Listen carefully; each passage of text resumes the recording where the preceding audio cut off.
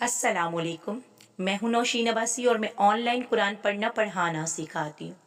क्या कभी आपने अपने रब से इस तरह माफ़ी मांगी है कि वो सब कुछ माफ़ कर दे? हम सबसे गलतियां होती हैं, मगर वो रब गफूरुर रहीम है जो सच्चे दिल से मांगी गई माफ़ी को कभी भी रद्द नहीं करता।